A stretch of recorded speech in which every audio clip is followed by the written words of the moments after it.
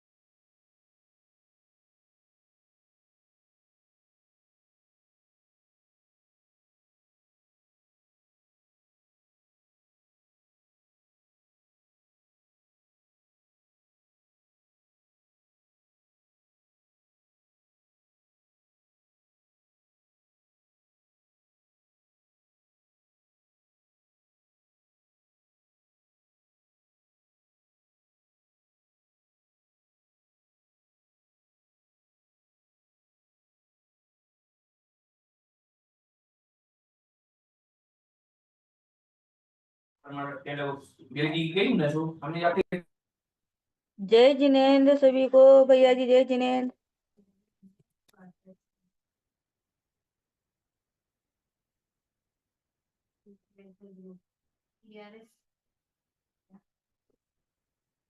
TRS team ही होती है वैसे तो।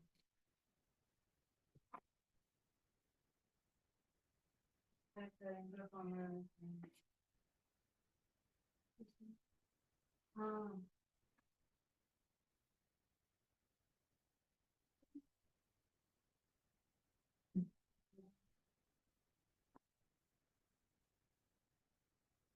नाम भी ऐसा है ना, तो ज्यादा इसका सर्च नहीं करना।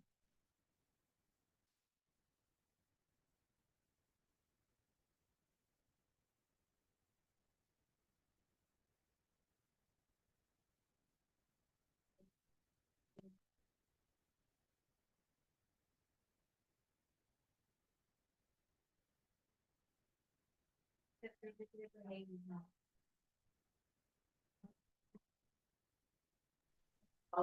नमो हरिहन्ताणं नमो सिद्धाणं नमो आयर्याणं नमो वैष्णयाणं नमो लोये सवसागुणम् ओकारं बिन्दुसंयुक्तं नित्यं ध्यायन्ति योगिनः कामदं मोक्षदं चैव ओंकाराय नमो नमः शब्दगण उगा प्रक्षाल्य सकल भूतल कलंकाः मुनिविरूपासित तीर्था सरस्वती हरतु नो दुरितम् अज्ञानतिमिरान्धानां ज्ञानाञ्जनशलाकया चक्षुरुन्मीलितं तस्मै श्रीगुरवे नमः श्रीपरं गुरवे नमः परम्पराचार्य श्रीगुरो नमः वंशकं श्रेयसां परिवर्धकं धर्मसम्बन्धकं भव्यजीवमना प्रतिबोधकारकमिदं शास्त्रं श्रीसत्वाश्रुतिनामधेयं कर्तारः श्रीगन्धर्देवा प्रतिगन्धर्देवास्तेषां वचोऽनुसारमासाद्य श्रीमता स्वामिना विरचितम् मंगलम मंगलम गौतमो मणि मंगलम कुंद कुंदार्यो जैन धर्मोस्तु मंगलम सर्वमंगल मांगल्यम सर्वकल्याणकारकम प्रधानम सर्वधर्माणां जैनम जयतु शासनम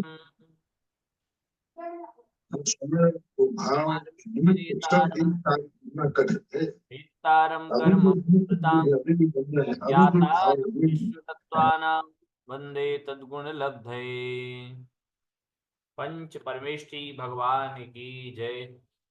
देवाधिदेव मूलनायक श्री वृषभनाथ भगवान की जय। सर्वार्थ सिद्धि ग्रंथराज की जय। पूज्यवर श्री पूज्यपाद स्वामी की जय।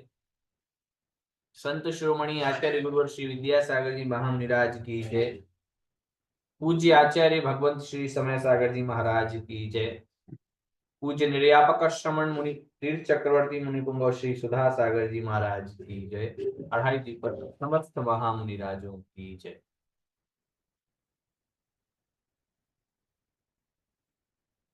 तो परिशः 22 परिशहों के विषय में चर्चा चल रही थी,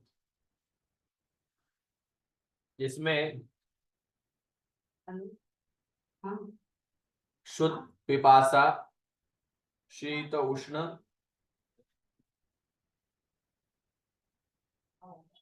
दंश मशक, नाग्य, अरति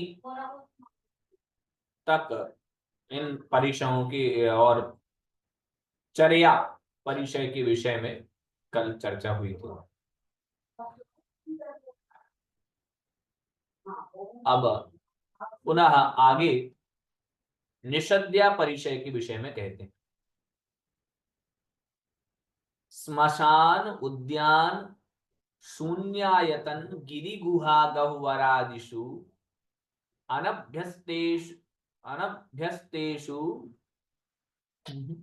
अनभ्यस्त पूर्वेषु निवसतः आदित्य प्रकाश स्वेन्द्रिय ज्ञान परीक्षित प्रदेशे कृत नियम क्रियस्य निषद्यां नियमित कालामस्थितवतः सिंह व्याघ्रादि विविध भीषण ध्वनि श्रवणान्निवृत्त भयस्य चतुर्विधोपसर्ग सहनाद प्रच्युत मोक्ष मार्गस्य वीरासनोत्कुटिकाद्यास कुटिकाद्यासनात् अविचलित विग्रहस्य तत्कृत बाधा सहनम निषद्या परिचय विजय इति निश्चीयते।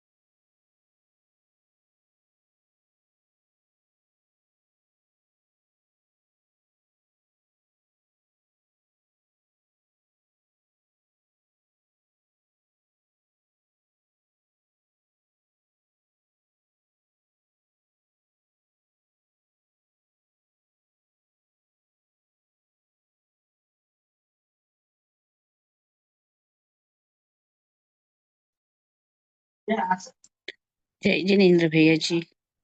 क्या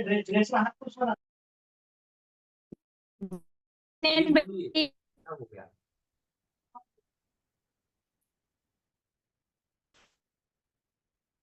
हाँ, तो स्मशान, उद्यान, शून्यायतन। स्मशान हो या उद्यान हो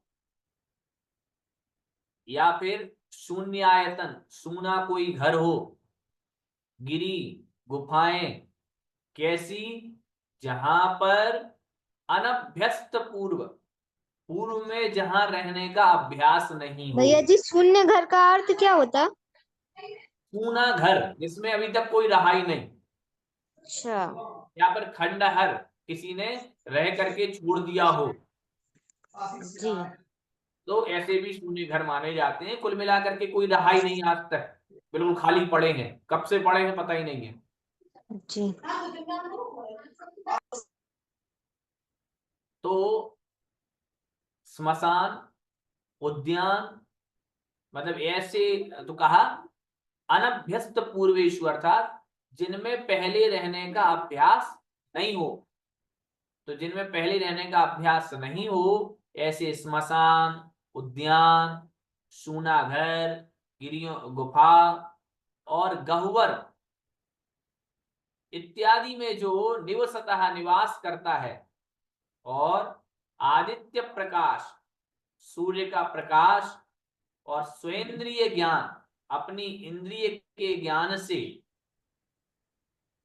जिसने परीक्षित प्रदेश, अर्थात परीक्षित कर लिया है प्रदेश को, उस स्थान विशेष को, मतलब केवल आदित्य का प्रकाश और अपना ज्ञान, केवल सूर्य का प्रकाश वहां पर है और स्वयं का ज्ञान है, इससे ही उसने पूरे नियमों को बांध लिया है, उन्हीं नियमों में बंध गया है। और नियमित कालाम अस्थित बता, नियत काल के लिए क्या कर रहा है?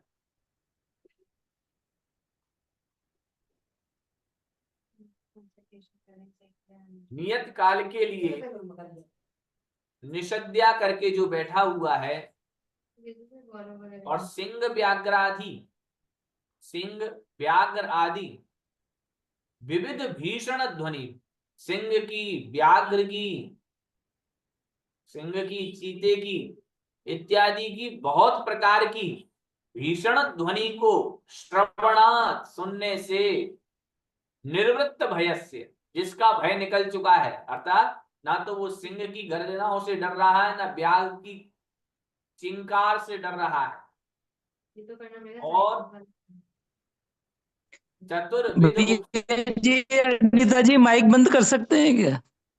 हाँ, और इनका माइक बंद करवा दीजिएगा। जी जी करवा दिए। आप लोग मध्य मध्य में माइक ना खोला करें, क्योंकि आपके यहाँ की आवाज यहाँ डिस्टर्ब करती है। अगर आपको कुछ बोलना होता है तो आप उस समय माइक खोल सकते हैं। मैं भी जब बोलता हूँ तो माइक ऑफ कर देता हूँ, जिससे कि आपको डिस्टर्ब ना हो। उसी पालन आप करा करें वैसा। हाँ भैया जी, ये गव्वर का अर्थ क्या हुआ? क्या? गव्वर। गहुवर, हाँ। गहुवर जो होती हैं एक खाई जैसी होती हैं। अच्छा अच्छा, ठीक है भैया।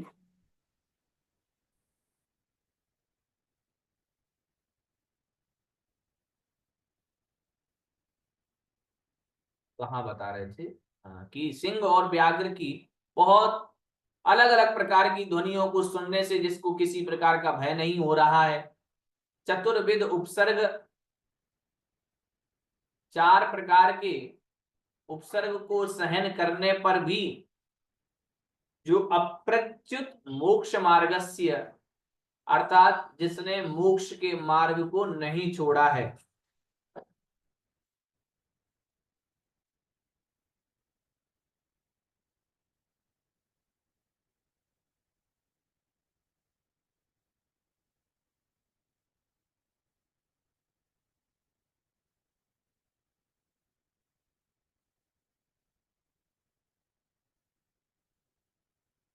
चार प्रकार के उपसर्ग, शारीरिक, मानसिक, कायिक और वाचिक। इस प्रकार से होंगे। भैया जी वो होते हैं देवकृत, त्र्यंचकृत, मनुष्यकृत, हाँ हाँ, तो और मनुष्यों के एक हो जाएंगे वो शारीरिक। 4 प्रकार के उपसर्ग होते हैं ना, देवों के द्वारा, मनुष्य के द्वारा, त्रियंचों के द्वारा, और एक और होता है।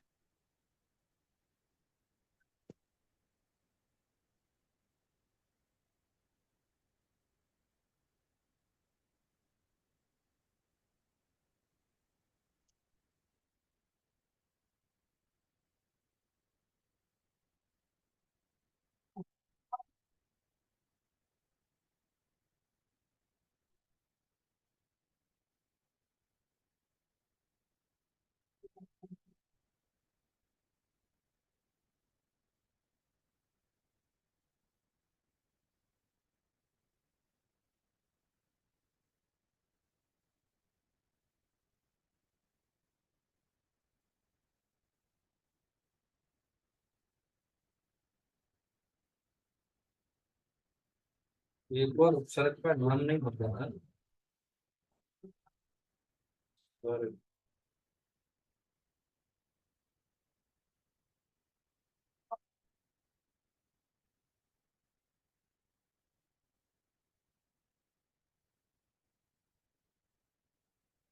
दिया नहीं है।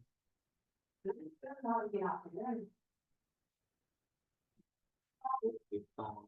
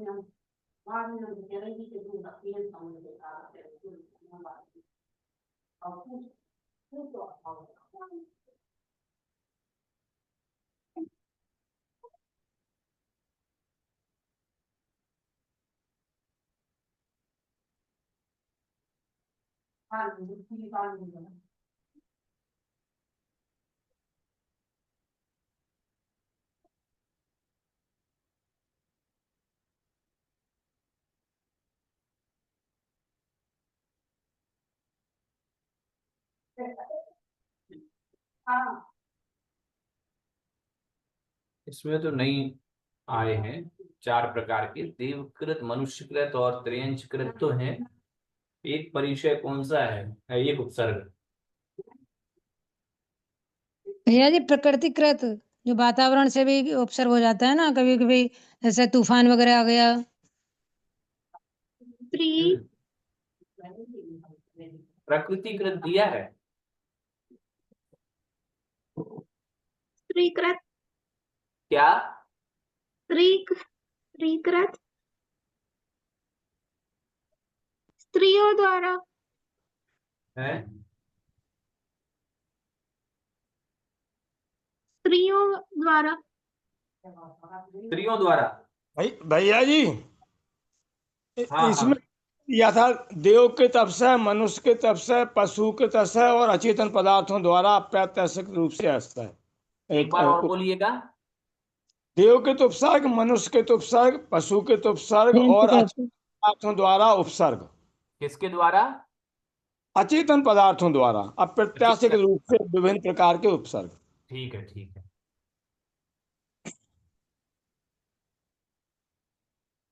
ये जैन कोश के अनुसार है। हाँ ठीक ठीक, एकदम सही, बहुत बढ़िया।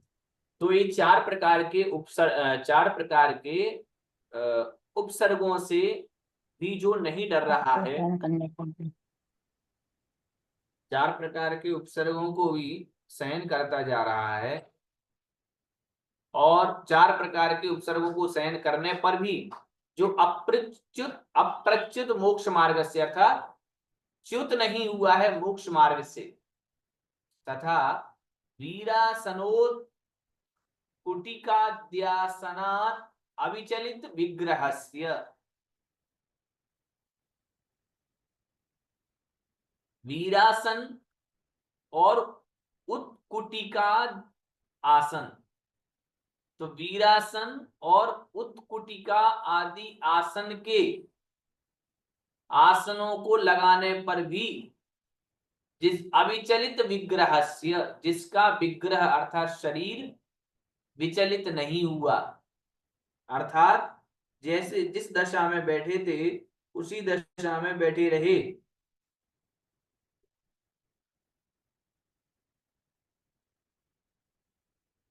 अब वीरासन क्या है? तो वीरासन यहाँ आपको, आप लोग देख सकते हैं, नेट पर सर्च कर सकते हैं। ये एक पांव नीचे करके और एक पांव को ऐसा रख लेते हैं, ये वीरासन कहलाता है। और हाथ यूं लगा लेते हैं, ये वीरासन होता है। एक बार आप देख लेना तो उसमें आपको चित्र भी आ जाएगा। और एक आता है, कौन सा है, उत्कुटिका, इसका भी चित्र, हाँ मैंने देखा।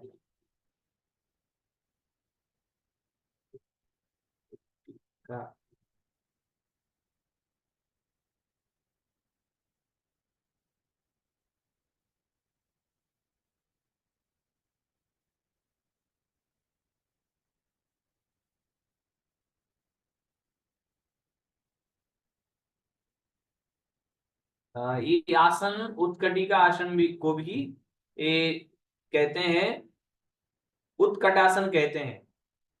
और ये उत्कटासन पैरों के पंजे भूमि पर टिके हुए हों तथा एड़ियों के ऊपर नितंब टिकाकर बैठ जाइए। दोनों हाथ घुटने के ऊपर तथा घुटनों को फैलाकर एड़ियों के समानांतर स्थिर करें, अर्थात यूं करके, और कुर्सी सा बन जाए, लगभग कुर्सी जैसे अपन बन जाते हैं योगा में करते हुए, तो बस वैसा आसन। तो कुल मिलाकर के वीरासन करके और उत्कटासन या उत्कुटिका आसन करके, ये दोनों आसनों को लगाने पर भी जिसका शरीर विचलित नहीं होता, हिलता डुलता नहीं है, ऐसे उसके तत्कृत बाधा सहनम, ऐसे उसके द्वारा बाधा को सहन करना निषद्या परिचय जय, ऐसा यह कहलाता है। तो कुल मिलाकर के निषद्या का अर्थ यही हुआ कि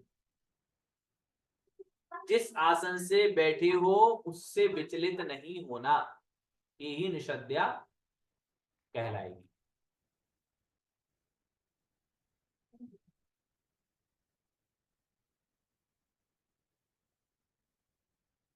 फिर आगे शय्या परिचय जय कहेंगे। स्वाध्याय ध्यानाध्वश्रम परिखेदितस्य मौहूर्तिकीं खरविषम प्रचुर शर्करापाल संकटा शीतोष्णेषु भूमि प्रदेशेषु निद्रामनुभवतो यथा कृतैक पार्श्वदंडायिता दिशायिनः प्राणिबाधा परिहाराय पतित दारुवत् व्यपगता सुवत् परिवर्तमानस्य ज्ञान भावना वहित चेतसोनुष्ठित व्यंतरादि विविधोपसर्गात् अप्यचलित विग्रहस्य अनियमित कालां तत्कृत बाधां शममानस्य शय्या परिशः क्षमा कथ्यते। अर्थात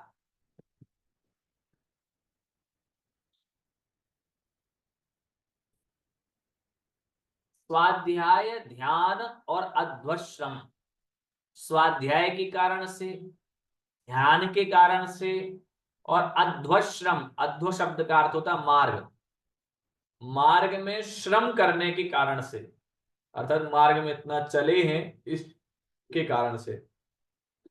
तो स्वाध्याय के कारण से, ध्यान के कारण से, या अध्वश्रम के कारण से, थकान जो हम पैरों से चले हैं, मार्ग को पार किया है, तो मार्ग में जो श्रम किया है उसके कारण से, परिखेदितस्य, जो परिखेदित है, थक चुके हैं, ऐसे वे मौहूर्तिकीम अर्थात मुहूर्त पर्यंत, क्या, खर विषम, विषम अत्यंत खर अर्थात कठोर, और विषम अत्यंत विषम अर्थात सम तो होता है जो अनुकूलता प्रदान करे, और विषम होगा जो प्रतिकूल हो पूर्ण रहे। और प्रचुर शर्करा अर्थात प्रचुर मात्रा में शर्करा के समान ही छोटे छोटे कंकणों से, कंकणों के समूह से, और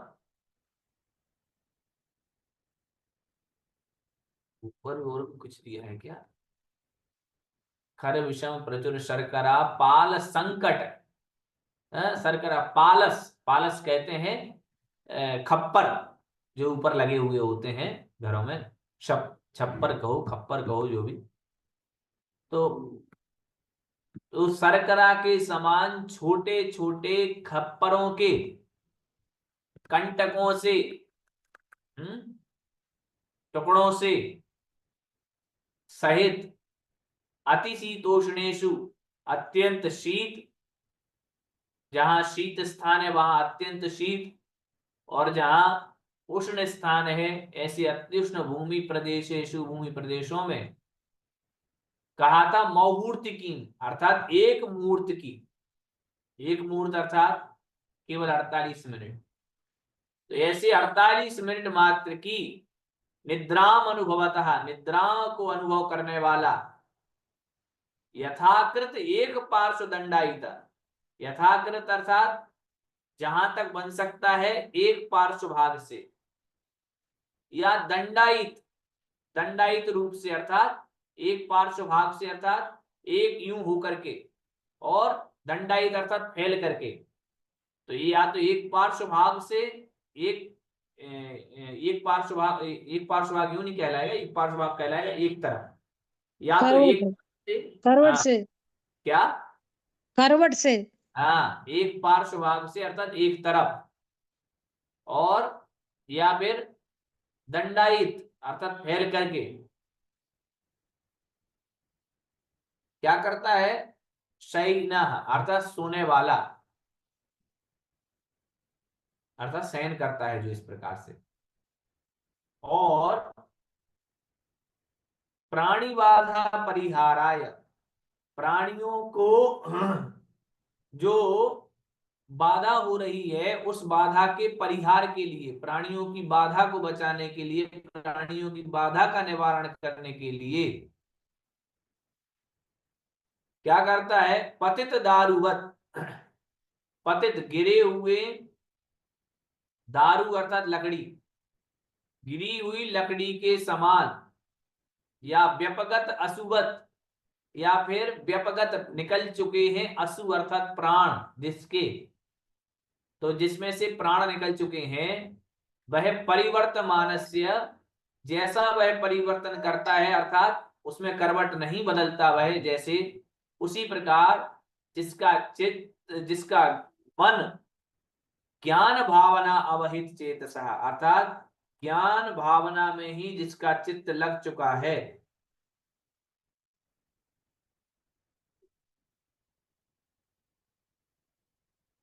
तो ज्ञान भावना में ही चित्त जिसका लग चुका है, वह अनुष्ठित व्यंतरादि विविध उपसर्गाद अपि अचलित विग्रहस्य अनियमित कालाम तत्कृत बाधाम शममानस्य सह्या परिविषय क्षमा कथ्यते, अर्थात जिसका मन केवल ज्ञान भावना में ही लगा हुआ है, और अनुष्ठित व्यंतरादि विविध उपसर्ग, व्यंतरों आदि के द्वारा किए हुए बहुत प्रकार के उपसर्गों से भी अचलित विग्रह से, जिसका शरीर अब चल नहीं रहा है, विचलित नहीं हो रहा है, और जो अनियमित कालाम अर्थात अनियमित काल तक के लिए, अनिश्चित काल तक के लिए, तत्कृत बाधा उसके द्वारा प्राप्त हुई बाधा को सममानस से जो सहन कर रहा है, उस जीव के शय्या परिचय क्षमा कथ्यते, उस जीव के शय्या परिचय कही जाती है। भैया पहली पहली लिटी थोड़ा जरा पहले हाँ? रिपीट पहली पहली पहली लिखी पहली लाइन स्वाध्याय ये पहली लाइन थोड़ी रिपीट करो दिव्या क्या कह रहे हैं आप? पहली लाइन स्वाध्याय ध्यान ये कह रहे हैं कि स्वाध्याय ध्यान और अध्वश्रम अर्थात मार्ग के में जो श्रम हुआ है, मेहनत हुई है, परिश्रम हुआ है, उन तीनों के माध्यम से, स्वाध्याय के माध्यम से या ध्यान के माध्यम से या चला फिरी के माध्यम से जो थक गया है जिसका शरीर, वह इन विषम अत्यंत कठोर विषम मार्ग जो है, अर्थात जहाँ कांटे आटे इत्यादि हैं, प्रचुर मात्रा में जहाँ कंकड़ आदि फैले हुए हैं, खप्पर आदि हैं, और उनके माध्यम से अत्यंत शीत महसूस हो रही है। अगर ठंडा प्रदेश होगा तो अत्यंत शीत लगेगी। ऐसे कंकड़ पे जब छोटे छोटे कंकड़ों पर चलते हैं ठंडियों में तो बड़े चुभते हैं शीत के कारण से, और गर्मी भैया होती जी तो व्यंतरादि आदि भी उनके दुख देते हैं। हाँ, क्यों नहीं देते हैं? बेहतर आदि भी भैया बहुत दुख जी देते हैं। हैं? बेहतर आदि भी बहुत व्यंतरादि वो दुख करते हैं। शमशान में रहते क्या जब? नहीं,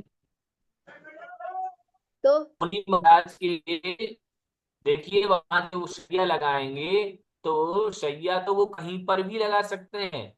पहले जैसे नगरों में थोड़ी मुनि महाराज रहते थे, जी जी क्योंकि काल की अब व्यवस्था अलग हो चुकी है। पहले के काल में पहले के काल में जो मुनि महाराज होते थे वह केवल और केवल वन आदि में ही विचरण किया करते थे।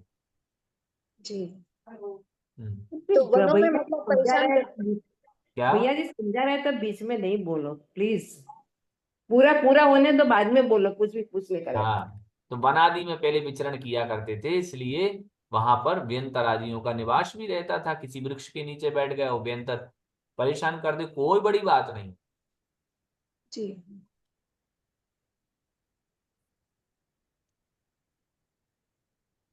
जब अपन देखते हैं व्यंतर तो बड़े बड़े मुनि महाराजों को भी अपन कहते हैं ना कि सिद्ध जो कई प्रकार के होते हैं, क्षेत्रगत कालगत इत्यादि में, तो वह ऊर्ध्व और अधोगत भी होते हैं। तो पता चलता है किसी बैरी देव ने उनको उठा करके फेंक दिया नीचे।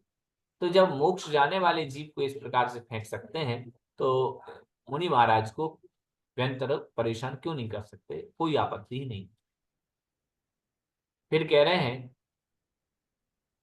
अगला आक्रोश परिशय से, मिथ्या दर्शनोद्रिक्तामर्ष परुषावज्ञा निंदा सभ्य वचनानि क्रोधाग्निशिखा प्रवर्धनानि निश्रवणतोपि तदर्थेष्व समाहित चेतसा सहसा तत्प्रतीकारं कर्तुमपि शक्नुवतः पापकर्म विपाकमपि चिन्तयतस्तान्याकर्ण्य तपश्चरण भावना परस्य कषाय विशलव मात्रस्याप्यनवकाशमात्महृदयं कुर्वतः आक्रोश परिशय सहनम धार्यते। अर्थात भैया जी क्या? ये 825 में ये व्यपगता सुवत का मतलब क्या रहेगा? व्यपगत असु मतलब कहते हैं प्राण। व्यपगत मतलब निकल गए हैं, निकल गए हैं प्राण, निकल गए हैं प्राण जिसमें से, ऐसे उसकी वत अर्थात तरह, अर्थात अच्छा मुर्दा। जी जी तो अब कह रहे हैं कि मिथ्या दर्शन के उद्रत अर्थात मिथ्या दर्शन के उदय से या फिर बहुत उद्रेक से, मिथ्या दर्शन के तीव्र उदय से उक्त अर्थात कहे हुए जो वचन कहे हैं, उन वचनों से भी वचन अमर्ष परुषावज्ञा अर्थात अमर्ष कहेंगे क्रोध से सहित, परुष कहेंगे कठोर, और अवज्ञा कहेंगे निंदा करने वाले। अवज्ञा अर्थात अनुमति की अवहेलना करने वाले, निंदा करने वाले, या असभ्य वचनानी, असभ्य वचनों को, जो कि कैसे हैं? क्रोधाग्नि शिखा प्रवर्धनानी, क्रोध रूपी अग्नि की शिखा अर्थात ज्वाला, क्रोध रूपी अग्नि की ज्वाला को बढ़ाने वाले। कौन? मतलब मिथ्या दर्शन के कारण से, मिथ्या दर्शन के किसी का उद्रेक हुआ, उदय आया, तो उसके कारण से जो क्रोध रूपी अग्नि की शिखा को बढ़ावा देने वाले हैं, ऐसे क्रोध वाले, अमर्ष वाले वचन, कठोर वचन, अवज्ञा कर, अनुमति की अवहेलना कर, या फिर निंदा रूप या फिर असभ्य वचनों को निश्रवणतः अपि, सुनते हुए भी, ऐसे वचनों को सुनते हुए भी जिन वचनों से क्रोधाग्नि की शिखा जल उठे, ऐसे उन वचनों को सुनते हुए भी तद अर्थेषु असमाहित चेतसः, अर्थात उनके अर्थों को प्राप्त करने के बाद भी असमाहित चेतसः, के चित्त में विकलता नहीं आती। और कह रहे सहसा तत्प्रतिकारम कर्तुम अपि शक्नुवतः, वह तुरंत ही उसका प्रतिकार करने के लिए भी शक्नुवतः समर्थ है, वह उनका प्रतिकार करने में भी समर्थ है। फिर भी पाप कर्म विपाकम अभिचिंतयतः, ये तो भैया पाप कर्म का फल है, मेरे ही पाप कर्म का मुझे फल मिल रहा है, ऐसा सोच करके इस प्रकार के चिंतन में चिंतयतः, ऐसा चिंतन करते हुए, तान्याकर्ण्य, उन सब शब्दों को सुन करके भी, तपश्चरण भावना परस्य, तपश्चरण की जो भावना है उस भावना में जो हमेशा लगा रहता है, और कषाय विषय, कषाय रूपी विष के लव, अर्थात थोड़ा रंच मात्र, कषाय विष के लेश मात्र को भी जो अनवकाश आत्म हृदयम, अपने हृदय में थोड़ा सा भी स्थान नहीं देता है, ऐसा उसके आक्रोश परिसय सहनम अवधार्यते, ऐसे उस व्यक्ति के, ऐसे उस प्राणी के, ऐसे उस महान आत्मा के आक्रोश परिसय सहन, आक्रोश परिसय जय कहलाता है।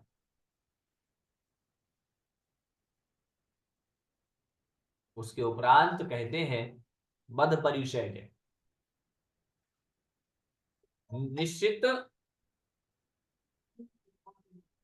निश्चित विषय विषय, हाँ, निश्चित अर्थात पैनी,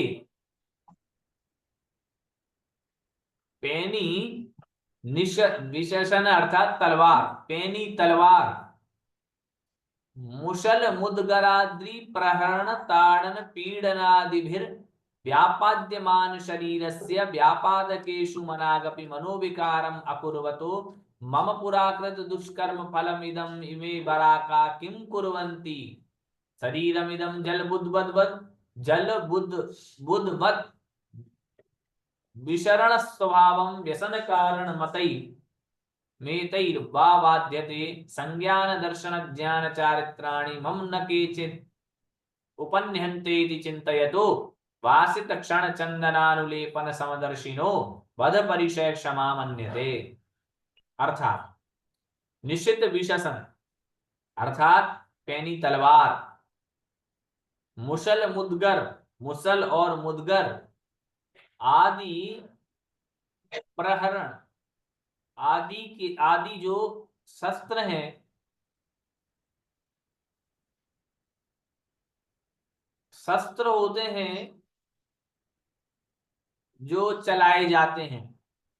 कैसे? अर्थात तलवार है, शस्त्र कहलाएगा, बंदूक है, शस्त्र कहलाएगी, अस्त्र कहलाए जाते हैं जो मंत्रों के द्वारा छोड़े जाते हैं, जैसे बाण आदि, ये अस्त्र कहलाते। दुनिया भर के नाम आते ना, ब्रह्मवेदी बाण और ये और वो, तो ये अस्त्र और शस्त्र में फर्क है।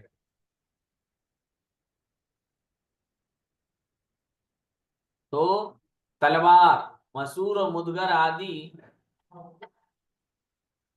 प्रहरण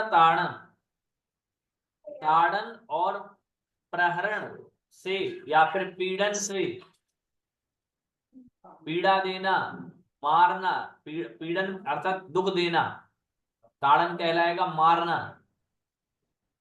ऐसे इनके द्वारा व्यापाद्यमान शरीर से, जिसका शरीर व्यापादित किया जा रहा है, तोड़ा जा रहा है, मरोड़ा जा रहा है, फिर भी व्यापाद केशु, फिर भी जो उसको मार रहे हैं, ऐसे उन व्यक्तियों पर मनागपि अर्थात थोड़ा सा भी, मनाक अर्थात थोड़ा सा भी, मनोविकारम मन के विकार को अकुर्वतो नहीं करता हुआ, जो मन में थोड़ा सा भी उन प्राणियों के प्रति मेल नहीं रख रहा है। और मम पुराकृत दुष्कर्म फलम इदम, मेरे द्वारा पूर्व में किए हुए दुष्कर्म का यह फल है। इमे बराका किम कुर्वन्ति, ये विराग अर्थात ये बराका मतलब बेचारे, ये बेचारे क्या कर सकते हैं, इनका दोष नहीं है, जो मुझे गाली दे रहा उसका दोष नहीं है, दोष मेरे कर्म का है, मेरे कर्म के निमित्त से मुझे फल मिल रहा है, इस प्रकार का सोचते हैं। और शरीरम इदम, यह जो शरीर है वो जल के बुदबुद की तरह विसरण स्वभाव है, अर्थात उसको कहीं शरण नहीं है। और व्यसन कारणम एतैक बाध्यते, व्यसन के कारण से ही, व्यसन अर्थात दुख, दुख के कारण से ये बाधा पहुंचाते हैं। और संज्ञान दर्शन चारित्र, सम्यक ज्ञान, सम्यक दर्शन और सम्यक चारित्र को मेरे भीतर जो मौजूद है, सम्यक दर्शन ज्ञान चारित्र, मेरा जो सम्यक दर्शन ज्ञान चारित्र है, उसको कोई भी न केचित उपन्यन्ते, कोई भी मेरे चारित्र आदि को नष्ट नहीं कर सकता। इति चिंतयतः है, ऐसा सोचने वाले के वासित क्षण चंदनानुलेपन, अर्थात वासित अर्थात सुगंध, और चंदन के अनुलेपन से,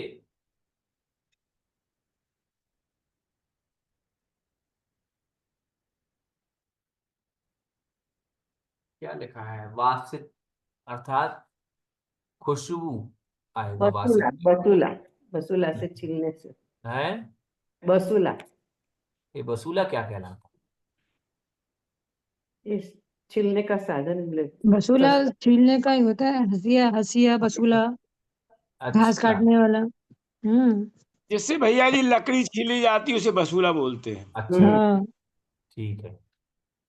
तो बसूला से, छीलने, हाँ, क्षण किए हुए, छीले हुए और चंदन से लेपन करने में समदर्शी, हाँ, उसके बद परिचय जय मानना चाहिए।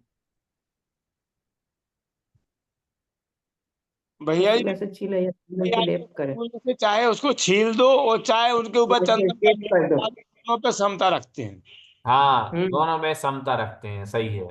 चाहे बसूला से उसे छीला जाए, छील दे, चाहे चाहे एक चाहे बसूला उसे से लेप चंदन से कर दे। लेप किया जाए, दोनों में ही समदर्शी है।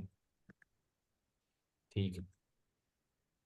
उसके बाद कहते हैं यहाँ याचना परिचय जय को।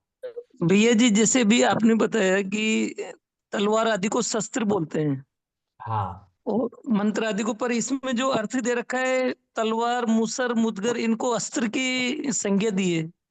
हाँ, अस्त्र एक प्रकार से कह दिया जाता है, लेकिन अस्त्र और शस्त्र में फर्क है। जी सामान्य अपेक्षा से भेद नहीं किया होगा इन्होंने, लेकिन विशेष जी अपेक्षा से तो भेद है। जी अस्त्र जी। अलग है और शस्त्र अलग है। फिर कहते हैं बाह्याभ्यंतर तपोनुष्ठान परस्य तद्भावनावशेन निस्सारीकृत मूर्तेः पटुतपन ताप निष्पीत सारतरोरिव विरहितच्छायस्य त्वगस्थि शिराजाल मात्र तनुयंत्रस्य प्राणात्यये सत्यप्याहार वसति भेषजादीनि दीनाविधान मुख वैवर्ण्याङ्क संज्ञादिभिर्याचमानस्य भिक्षाकालेऽपि विद्युत् उद्योतवत् दुरुपलक्ष्य मूर्तेर याचना परिचय सहनम अवसीयते। अर्थात जो बाह्य और अभ्यंतर के तपों को तपने अनुष्ठान करने में, अर्थात बाह्य तप करने में और अभ्यंतर तप करने में जो लगे हुए हैं, और तद भावना वशेन, तप की भावना से जिसने, तपों की भावना से जिसने, निस्सारीकृत मूर्ते है, अपने मूर्ति को अर्थात शरीर को जिसने निस्सार कर लिया है, अर्थात सार से रहित कर लिया है, शरीर पूर्ण रूप से सूख चुका है, और पटु तपन ताप निष्पीत सार तरोह इव, अर्थात पटु तपन, पटु अर्थात तीक्ष्ण, तीक्ष्ण तपन की ताप से,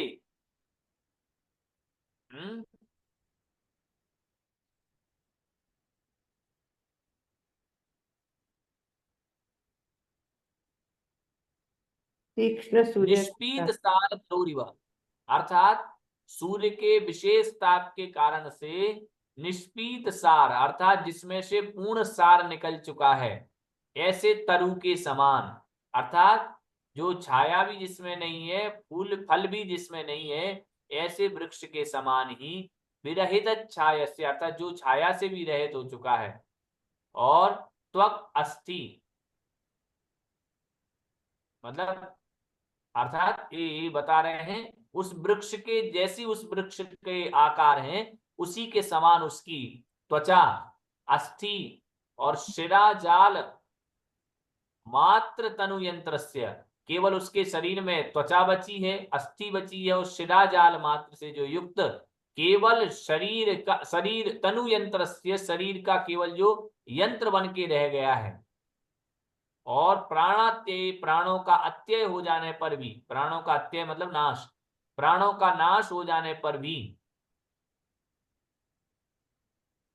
जो सती अपि आहार वसति भेषजादीनी, ना तो आहार की, ना वसति अर्थात रहने के स्थान की, और भेषज अर्थात दवाइयां, तो औषध, ना तो आहार की, ना वसति की, और ना औषध आदि की, जो दीनाभिधान मुखम, अर्थात अपने दीन शब्द कहकर के, दीन अभिधान, अभिधान अर्थात कहकर, और मुख वैवर्ण्यात, मुख की विवर्णता अर्थात उदासीनता, उदासीनता को दिखाते हुए, अयाचमानस्य, जो याचना नहीं करता, तथा भिक्षा काले भी, भिक्षा के समय भी, विद्युत उद्योतवत, जिसकी मूर्ति बिजली के समान ही चमक रही हो, ऐसे उस साधु के दुरुपलक्ष्य मूर्ते, ऐसे उस दुरुपलक्ष्य मूर्ति के, जो कि सामान्य रूप से दर्शन ना हो पाए, ऐसे उस साधु के याचना परिचय सहन जाना जाता है, अर्थात वह किसी से मांगते नहीं है, चाहे कितनी ही समस्या क्यों ना आ जाए। वायुवत अग्रिम अलाभ विजय, वायुवद असंगाद अनेक देशचारिणोभ्युपगतैक काल संभोजनस्य वाचन्यमस्य तत्समितस्य वा सकृत स्वतनु दर्शन मात्र तंत्रस्य पाणिपुट मात्र मात्रस्य बहुषु दिवसेषु बहुषु च गेहेषु भिक्षा मनवापि याप्य संक्लिष्ट चेतसो दात्री विशेष परीक्षा निरुत्सुकस्य लाभादपि अलाभो में परमं तपः इति संतुष्टस्य अलाभ विजयो वसेयः। भैया जी, हाँ, आगे बोले ना, प्राणी का वियोग होने पर भी, इसका क्या मतलब? प्राणी का वियोग होने पर भी आहार वस्तु दवा आदि का दीन शब्द कहकर, प्राणियों का नहीं, प्राणों का, वियोग। अरे भैया जी को बोलने दो। प्राणियों का नहीं, प्राणों का, प्राणों का। हाँ कहा तो प्राणों प्राणों का, का आपके, तो प्राणों का वियोग मतलब, तो प्राण निकल जाए तो निकल जाए, तो भी अच्छा, तो भी हम्म। मांगते नहीं, अच्छा अच्छा। बिल्कुल, प्राणों का वियोग हो रहा हो तो हो जावे, लेकिन हम आहार वसति का औषध आदि किसी भी चीज को मैं मांगूंगा नहीं। हाँ बराबर बराबर भैया, ठीक ठीक। वायुवत असंगात, वायु के समान ही असंग, अब अलाभ परिचय जय पढ़ रहे हैं, तो वायु के समान ही जो असंग है और अनेक देशचारिण, जो अनेक देशों में चर्या कर रहा है, विचरण कर रहा है, और अभ्युपगत एक काल संभोजनस्य, अभ्युपगत अर्थात प्राप्त कर लिया है एक काल में भोजन जिसने, तो जिसने एक दिन में एक काल का भोजन स्वीकार लिया है। वाचन्यमः, जो वाचन्यमः, वाच में जो, वाणी में जो यम रखता है, अर्थात कंट्रोल रखता है, संयम रखता है, मौन रखता है, और तत्समितस्य वा, अथवा उस भाषा समिति का पालन करता है, और सकृत स्वतनु दर्शन मात्र तंत्रस्य, केवल एक बार ही जो अपने शरीर को दिखला रहा है, पाणिपुट मात्र पात्रस्य, पाणिपुट में ही जो केवल आहार को ग्रहण कर रहा है, अपने हाथों में ही लेकर के जो आहार ग्रहण कर रहा है। बहुषु दिवसेषु बहुषु च गृहेषु, बहुत दिनों में और बहुत घरों में, भिक्षा मनवापि,